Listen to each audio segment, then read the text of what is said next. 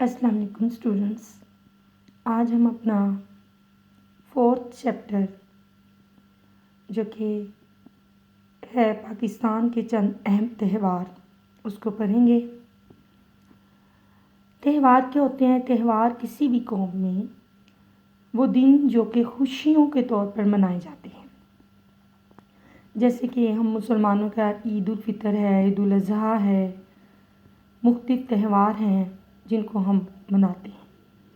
تہوار کسی قوم کی پہچان ہوتے ہیں، کسی قوم کی تہذیب کو، اس کے رہن سہن کو، اس کے طریقوں کو ظاہر کرتے ہیں۔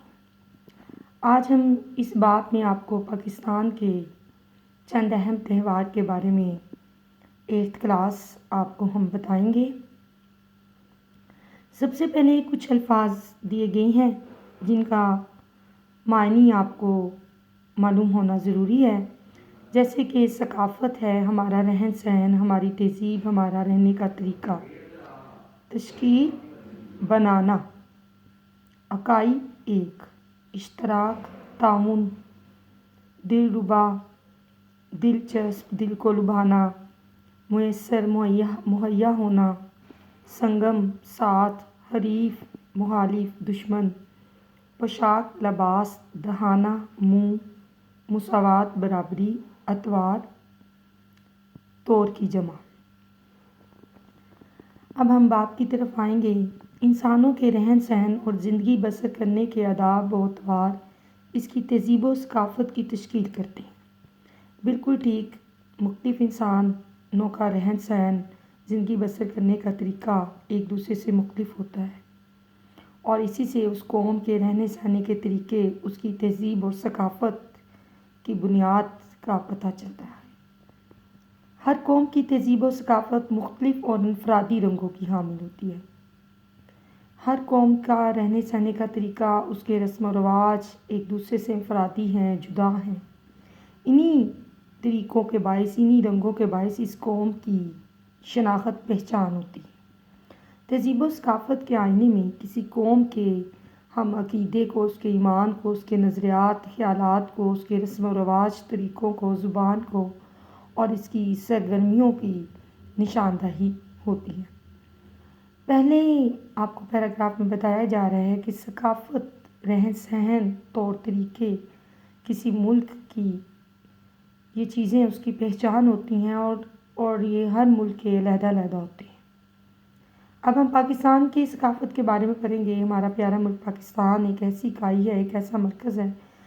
پاکستان کے مختلف صوبے ہیں، مختلف علاقے ہیں، اور مختلف صوبوں میں مختلف ثقافتیں ہیں اور تہذیب کا رنگ ہے۔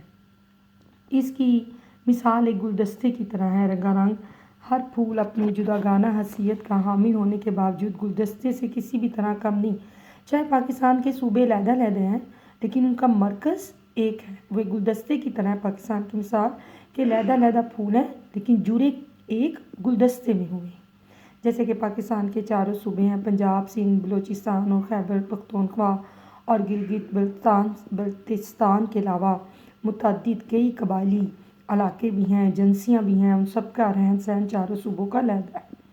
اس انفرادیت کے باعث ان کی زبانیں بھی علیحدہ ہیں، پہناوے، لباس بھی علیحدہ ہیں، رسم و رواج اور ایک دوسرے سے مختلف ہیں، لیکن اسلامی نظریے کی وحدت نے ایک لڑی میں پرو دیا ہے۔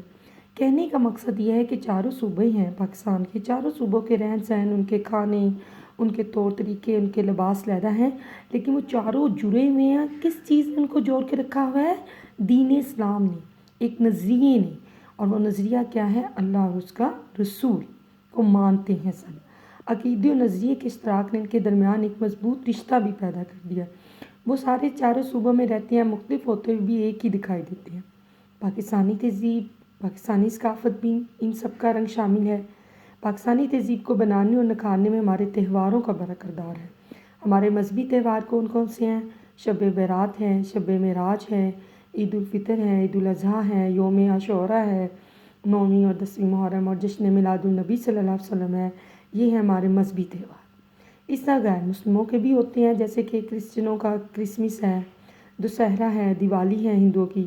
مذہبی تہواروں کے علاوہ قومی اور علاقائی تہوار بھی ہوتے ہیں، یہ تہوار کیا ہوتے ہیں لوگوں کے درمیان؟ تہوار کا مقصد یہی ہے کہ لوگوں کو خوشیاں فراہم کرنا، لوگوں کے درمیان محبت اور قوت کا رشتہ قائم کرنا اور تفریح کا ذریعہ بننا۔ پاکستان کے بھی تہوار کا ہم ذکر کرتے ہیں۔ سب سے پہلے پاکستان میں جو تہوار منائے جاتے ہیں ان میں لوک ورثہ کا میلہ ہے۔ پاکستانی تہذیب اور ثقافت کے فروغ اور تحفظ کے لیے یہ میلہ اسلام آباد میں ایک ادارہ قائم کیا گیا ہے۔ یہ ادارہ کیا کرتا ہے کہ ہر سال اکتوبر کے پہلے ہفتے میں لوک ورثہ کا میلہ منعقد کرواتا ہے، اور یہ میلہ ایک ہفتے تک جاری رہتا ہے۔ اس میلے میں رنگا رنگ تقریبات ہوتی ہیں۔ پاکستان کے صوبے کی دستکاریوں یعنی ہاتھ سے بنی ہوئی چیزوں کی، گھریلو صنعتوں کی، گھریلو اشیاء کی نمائش ہوتی ہے۔ ہر صوبے کی تہذیب کو جاننے کا آپ کو موقع ملتا ہے۔ ہر صوبے کی مختلف دستکاریوں کی اس میں نمائش کی جاتی ہے۔ ہاتھ سے بنی ہوئی چیزیں رکھتے ہیں، اور اس میلے نے عالمی سطح پر پوری دنیا میں شہرت حاصل کی ہے۔ اب تو 20 سے زیادہ ممالک کے لوگوں کی بنی ہوئی ہاتھ سے اشیاء اس میں لائی جاتی ہیں۔ اس میلے کی وجہ سے بلا شبہ پاکستانی ثقافت کو عالمی سطح پر بھی لوگ اس کو پہچان رہے ہیں۔ ظاہر ہے یہ میلہ اسلام آباد میں ایک ادارہ قائم کرواتا ہے، ایک ہفتے تک جاری رہتا ہے، جس میں مختلف دستکاریاں، مختلف تقریبات ہوتی ہیں۔ مختلف صوبوں کے افراد کے درمیان آپس میں اشتراک عمل کے تعاون بھی بڑھتا ہے۔ اشتراک یعنی مل جل کر بیٹھنا، مل جل کر ایک تعاون کو، ایک رشتے کو فروغ بڑھتا ہے۔ در حقیقت پاکستانی ثقافت کے مختلف رنگوں کو اجاگر کرنے میں اہم کردار ادا کرتا ہے۔ آپ نے میلہ لوک ورثہ کا میلہ پڑھا، جو کہ اسلام آباد میں منعقد کروایا جاتا ہے ایک ہفتے کے لیے، اور مختلف تقریبات ہوتی ہیں، مختلف ہاتھ کی بنی ہوئی چیزیں اس میلے میں لگائی جاتی ہیں، دستکاریاں نمائش کی جاتی ہیں۔ 20 سے زیادہ ممالک کے لوگوں کی اشیاء اس میں رکھی جاتی ہیں، اور ان میلوں سے کیا ہوتا ہے کہ تفریح ہوتی ہے، لوگوں کو قریب آنے کا موقع ملتا ہے، اور ہماری ثقافت کو فروغ ملتا ہے۔ اب دوسرا میلہ ہے میلہ مویشیاں۔ پاکستان بنیادی طور پر ایک زرعی ملک ہے، کہ پاکستان میں آپ کو پتہ ہے کھیتی باڑی ہوتی ہے، زراعت ہے۔ اس پاکستان کے لوگوں کی زیادہ تر جو آبادی ہے زراعت کے شعبے سے یعنی کھیتی باڑی کے شعبے سے منسلک ہے۔ لوگوں کی ایک بڑی تعداد اعلیٰ نسل کے مویشی اور بھیڑ بکریاں پالتے ہیں، ان سے مقصد بھی حاصل کرتے ہیں۔ مختلف سطح کے مویشیوں کے میلے تفریح کا ذریعہ بنتا ہے۔ پاکستان میں سب سے بڑا میلہ جو ہے میلہ مویشیاں ہے، جو ہر سال فروری کے آخری ہفتے میں پاکستان کے دل لاہور میں میلہ مویشیاں لگتا ہے۔ اس میلے میں تمام اعلیٰ نسل کے جانور لائے جاتے ہیں، مختلف ممالک کے لوگ بھی اس میں شرکت کرتے ہیں۔ اس کا اندازہ اس کی مقبولیت کا اندازہ ہم لگا سکتے ہیں کہ اس میلے میں نہ صرف جانوروں کی نمائش کی جاتی ہے، بلکہ جانوروں کی دوڑ، گھڑ سواری، نیزہ بازی، تلوار بازی، اونٹوں کی رقص اور پولو میچ ہوتا ہے، جمناسٹک کے مظاہرے ہوتے ہیں، مختلف ثقافتی سرگرمیوں کا اظہار ہوتا ہے، گھریلو صنعتوں اور دستکاریوں کے اسٹال بھی لگائے جاتے ہیں، رات کے وقت آتش بازی بھی ہوتی ہے۔ اس سے میلے کو چار چاند لگتے ہیں اور لوگ دلچسپی سے دیکھتے ہیں۔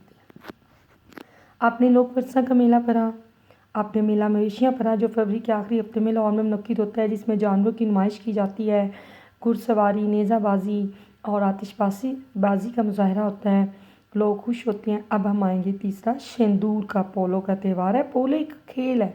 پاکستان کے شمالی علاقہ جات جو ٹھنڈے علاقے ہیں ان کو سیاحوں کو جنت کہا جاتا ہے۔ شیندور کا بھی خوبصورت اور دلربا علاقہ بھی پاکستان کے علاقوں میں شیندور جگہ کا نام ہے۔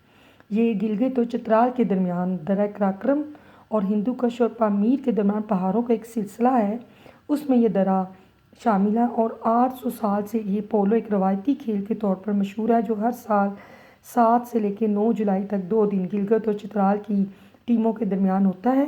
شیندور جو ہے علاقہ شمالی علاقہ جات ہے، یہ سطح زمین سے 3738 میٹر کی بلندی پر واقع ہے۔ اسے دنیا کا سب سے بلند ترین پولو کا گراؤنڈ قرار دیا گیا ہے۔ اس میچ کو دیکھنے کے لیے پورے لوگ جمع ہوتے ہیں، ذوق و شوق سے سیاح آتے ہیں، اور میلے میں پولو میچ کے علاوہ کوہ پیمائی یعنی پہاڑوں پر چڑھنا، قریبی ندیوں دریاؤں میں مچھلی کے شکار، گھڑ سواری کے مقابلے بھی منعقد ہوتے ہیں۔ گلگت بلتستان کے فنکار بھی اس میلے میں شریک ہوتے ہیں۔ گھریلو دستکاریوں کی نمائش ہوتی ہے، پوشاکوں، لباس، شالوں، کپڑوں اور کڑھائی کے علاوہ لوگوں کے ذوق جمال کا پتہ چلتا ہے۔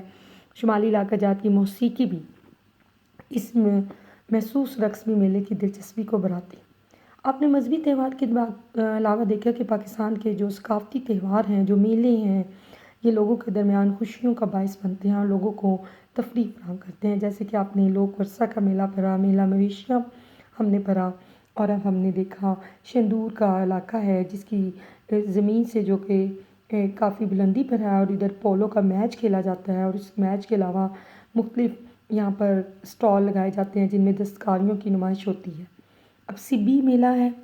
سبی کا علاقہ درہ بلان کے دہانے پر منہ پر آباد ایک کنارے پر ایک قدیم پرانا شہر ہے۔ یہ شہر کوئٹہ سے 3 گھنٹے کی مسافت پر واقع ہے۔ یہاں ہر سال 15 فروری کو ایک شاندار میلہ منعقد ہوتا ہے۔ اس میلے میں سبی میلہ بھی نمائش اہم ہے۔ اس میلے کی روایت ہے کہ 1 صدی 100 سال سے زیادہ عرصے سے یہ میلہ منعقد ہو رہا ہے، 100 سال ہو گیا۔ پہلی بار 1885 میں ہوا تھا۔ اس میلے میں پورے پاکستان سے، پورے ملک سے لوگ آتے ہیں۔ اعلیٰ نسل کے جانوروں کی نمائش ہوتی ہے۔ میلے میں ملبوسات، دستکاریاں، ہاتھ سے بنی ہوئی چیزوں کی نمائش ہوتی ہے۔ رقص اور ناچ بھی پیش کیا جاتا ہے۔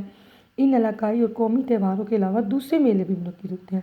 بزرگان دین، صوفیہ کرام کے مزاروں پر، جیسے کہ داتا گنج بخش کا عرس ہے، کراچی میں سید شہباز قلندر کا عرس ہے۔ ان عرسوں کے موقع پر بھی تقریبات منعقد ہوتی ہیں جس سے لوگوں کی ایک بڑی تعداد شریک ہوتی ہے اور ایک دوسرے کے قریب آنے کا موقع ملتا ہے۔ ایک دوسرے کے طور طریقوں، رسم و رواج سے بھی لوگ آشنا جانکاری ہوتی ہے ان کو۔ اپنے بنا کے پاکستان کی تہذیب ایک گلدستے کی طرح ہے جس کا ہر پھول جدا ہونے کے باوجود گلدستے سے جڑا ہوا ہے۔ پاکستان کے مختلف صوبے ہیں، مختلف صوبوں کی ثقافت علیحدہ ہے، رہن سہن علیحدہ ہے، مگر اس سب کی اکائی مرکز ایک ہے، وہ ہے دین، اور آپس میں جڑے ہوئے ہیں۔ ہماری ثقافت ایک ہے، اور یہ میلے ٹھیلے اور جو تہوار ہیں یہ جو منعقد کیے جاتے ہیں لوگوں کو تفریح، ایک دوسرے کے قریب لانے کا موقع دیتے ہیں۔ آپ نے مذہبی تہواروں کے علاوہ دوسرے تہوار اس باب میں پڑھے جس میں لوک ورثہ کا میلہ پڑا جو کہ اسلام آباد میں 1 ہفتے تک جاری رہتا ہے، جس میں مختلف 20 سے زیادہ ممالک کی دستکاریوں کی نمائش کی جاتی ہے۔ پھر آپ نے جو ہے شندور کا پڑھا کہ پولو گراؤنڈ ہے جو کہ خاصی بلندی پر ہے، اور ہر سال یہاں پہ گلگت اور چترال کے درمیان میچ ہوتا ہے۔ پھر آپ نے میلہ مویشیاں پڑھا جن میں اعلیٰ نسل کے جانور لائے جاتے ہیں، اور پھر سبی کا میلہ پڑھا جو کہ پاکستان میں، پورے پاکستان سے یہاں لوگ آتے ہیں اور یہ 100 سال سے یہاں پہ لگ رہا ہے۔ ہمیں ہمارے تہوار کو پڑھنے کا موقع ملا، ہماری ثقافت کو جاننے کا موقع ملا، اور آپ کو پتہ چلا کہ تہوار خوشیاں بانٹتے ہیں، تفریح کا باعث ہوتے ہیں، اور لوگوں کو ایک دوسرے کی ثقافت، ایک دوسرے کی دستکاریوں کو دیکھ کر، ان کے ہاتھ کی بنی ہوئی چیزوں کو دیکھ کے اس جگہ کی جو ثقافت ہے اس کا پتہ چلتا ہے۔ شکریہ۔